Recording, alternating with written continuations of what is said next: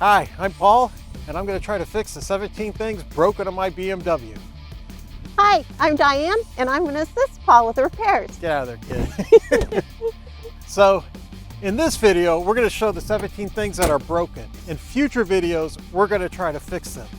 But first, I need to tell you why I bought the car. Does it have anything to do with me driving your car through a fence? She did not drive this car through a fence. We met in 1980, high school sweethearts. My first car, she drove through a fence. That was a different car, a different decade. To understand my car, you first need to understand a little bit about me. I've owned this car over half of my life. In 1984, my friend and I both quit a prestigious university to start a software company. We both worked really hard around the clock, day after day, but we couldn't quite get to success. One day my friend said, hey, to get our spirits up, let's go to some car dealerships and look at cars, and maybe we can find our dream car so we know why we're working so hard.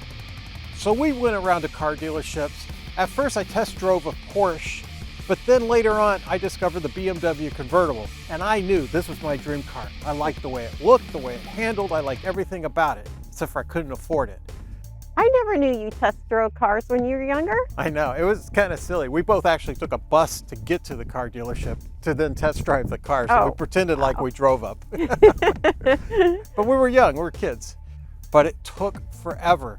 It was late 1992 when I finally had enough money to buy the car. I went to the dealer, I says, I want a black convertible 325i. The dealer says, I don't have any, but I got this on the floor. And it was like, what? Some other thing? I didn't want anything to do with it. I had a dream car and it had to be that car. I'm not gonna settle for anything less. He says, I can order you one. I says, great. So he orders me one from Germany. That was the 4 longest months of my life waiting for that car. After I bought the car, this was my only car. And because of that, I had to drive it to and from work every day. My career progressed pretty quickly. I became a software executive in no time. In the mid-90s, I started traveling a lot. I was traveling so much that most of the time my car was in a garage. By the year 2000, my travels had switched to international travels. And those travels were even longer. I'd be out of the country for weeks at a time, sometimes months at a time. He was lucky he got home maybe 3 weeks a year. Yeah, you used to travel to see me on the road. Yes. Remember that? Yeah. By 2005, we got a little tired of this. So we thought maybe we got enough money we could semi-retire, so I quit my job. We lived in a fancy condo with a fancy view, and my usage of the car changed. All of a sudden I am using it a little bit more because now I'm at home. But mostly I was just hanging out at home. I wrote a book, I did some programming code, I did some consulting, and overall though, I was driving my car maybe once or twice a week for an errand or to go golfing. It has very low mileage. Yeah, it only has 165,000 miles on it. And we had a nice life for about 10 years. And then all of a sudden by about 2015, we said, you know what? We're gonna run out of money. So we decided to downsize. We get a small house in a nice neighborhood with a kind of a big backyard, no view. And a 2-car garage. And a 2-car garage. And we keep our cars in garages. So this has kept our cars pretty much preserved to last a long time. Di's had her car for 20 years and I've had mine for 30. Once we get settled into the house, we realized we missed our view from our nice condo. So we looked at ourselves and we said, we could do better. He's intelligent, I'm creative. Yeah, she's a designer, I'm a software/marketing executive. So let's go ahead and redesign our backyard and make it something really cool.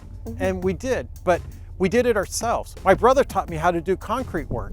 So I put in a new patio. Then I put in a new fire pit. It was a lot of work. So I said, Di, help me. So she was like all for it. So we were out there working together, hard manual labor, concrete work. This stuff is tough. And we were loving it. And we built this gorgeous backyard. We got lights in the concrete. We got trails. We got sculpturing. We even created a fence that you will never find anywhere on the internet. We invented it. His brother calls it the Taj Mahal. I didn't know that. Yes. When we finished the backyard, we looked at each other and we said, well, what do you want to do next? I want to fix my car. And I said, great, let's do it on YouTube. She says, on YouTube? But we did. We decided to do it.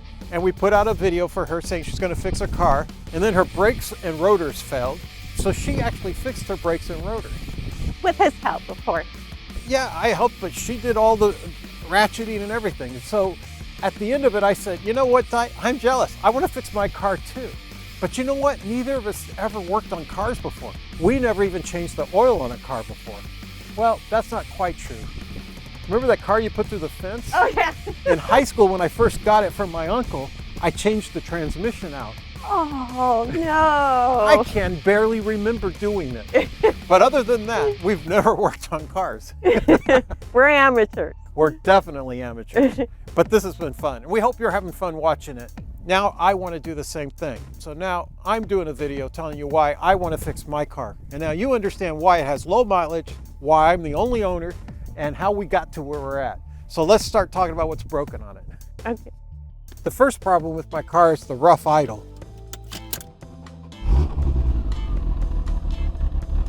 When I first started up on a cold morning, it's even worse. It'll just conk out. This doesn't sound good. Normally I have to hold the gas down until it warms up. I hope I can fix this.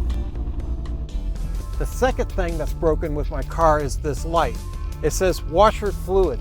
This computer shows what's broken on the car, and the washer fluid is out.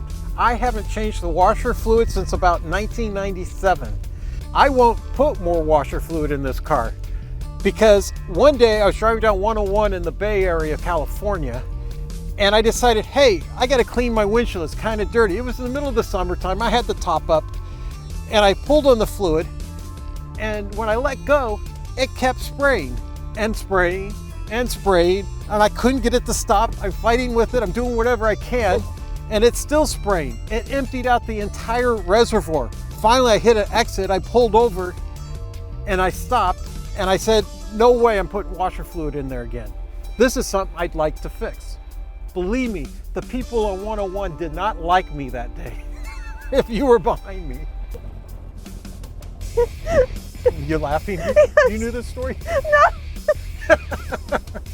What's that smell? I don't know. Hit the recycle button. Doesn't work. Oh yeah, that broke in 2001. Probably ought to fix that, huh? Yeah. Yep, that's the third item on the car that's broken. The recycle button doesn't work. How about we just put the top up? Good idea. The fourth issue is this broken antenna. Doesn't look broken to me. It looks a little bent. Well, it's a little bent, but that's the thing that's wrong with it is it went up in the late 90s and it never went back down. It won't go back down. It's actually an electric antenna. It's supposed to go up when you turn on the radio and down when you turn it off. Cool. We're gonna fix this soon. Awesome. The fifth issue is this leather interior. It looks like it's ripped here and here, but if you look closely, it looks like it's just the stitches coming out. Maybe I can get it restitched, maybe not. This is the only area where it's open. But it does need some sort of conditioning or something because it's starting to look a little old. The sixth issue is the dashboard. I've been reading online and the guys are saying that these things crack and get torn up over time. Mine is in really good condition and I like to keep it that way. Is there some kind of treatment I can use to keep it from getting dried out and cracked? Okay, I was going to show you guys that I have a broken parking light. But something came up when I was going over the broken items on my BMW last night. Would you like to tell them what happened? Well, there could have been an accident. Tell the story. Well, I was backing up in a garage. When? In a city garage. When? Years ago. In the mid-90s? And I just happened to back up. And you know those poles that are always in the city garages that are so close to the wheels and everything? Well, when I was backing up, it accidentally hit it right there. And when did you tell me about it? Recently. 25 years later.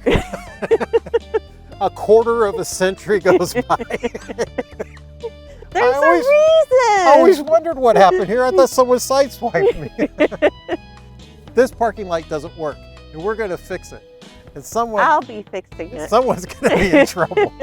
I think I don't want you touching that light anymore. It wasn't a fence.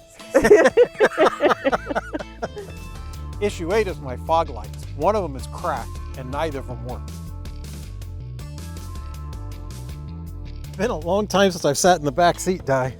Anyways, issue number 9 is this broken ashtray. It's kind of broken along this edge here. It's sharp, you could cut yourself. It's a non-smoking car, but I'd like to get that fixed. The 10th issue happened about a year ago. When COVID hit, I started putting hand sanitizer in my door pocket. Well, occasionally it would kind of drip or something. I thought nothing of it. But when I tried to clean it, I found I could not clean it off. So I would like to refinish this or replace the pocket. Oh, what happened?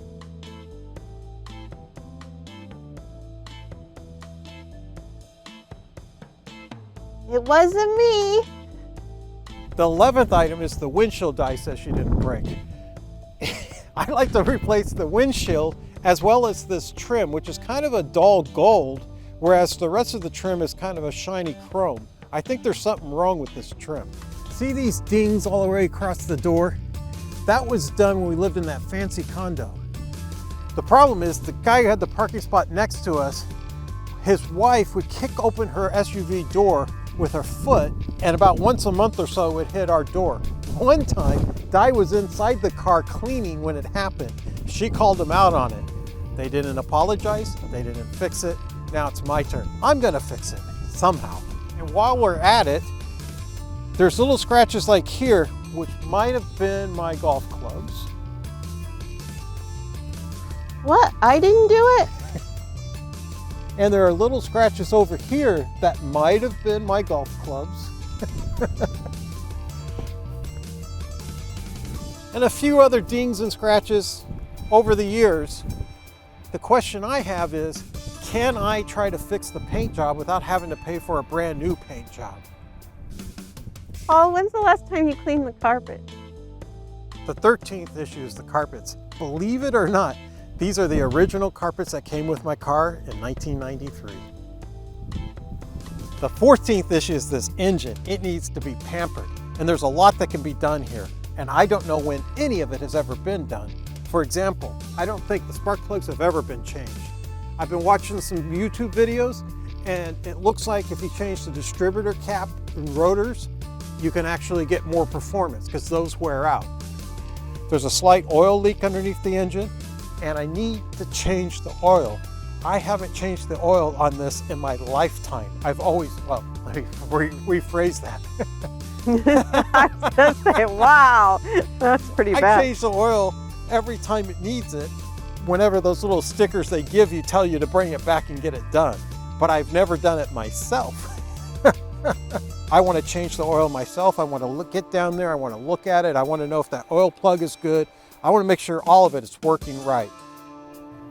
Also, I've been watching YouTube videos and they say that the valves inside here need to be adjusted once every 15,000 miles. Now, I'm pretty sure that has not been happening with my car. It'll probably purr like a kitten when I get that done, and I'm gonna do it myself.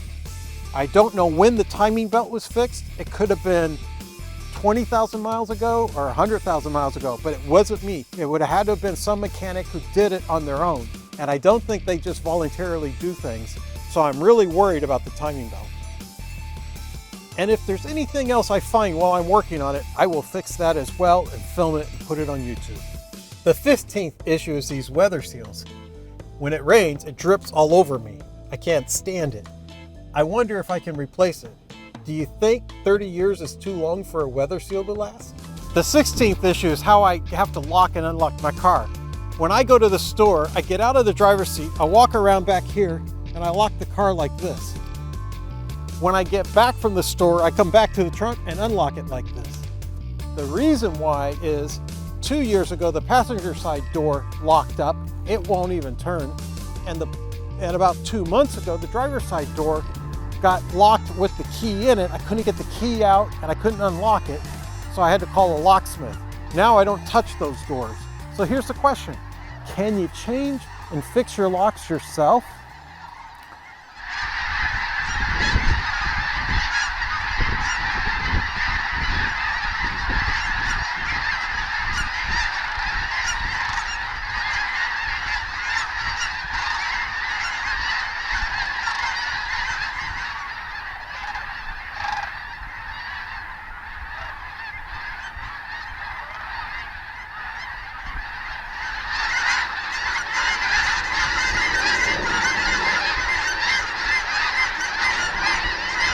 The last issue, number 17, is this brake lining light that just started coming on about a week ago. I think it's the brake pads, and if it is, Di and I know how to do that. We just did that on her car. Hopefully mine are just as easy as hers. So that's it. Those are the 17 things broken on my BMW. Make sure you hit subscribe to watch us fix the car. Thanks.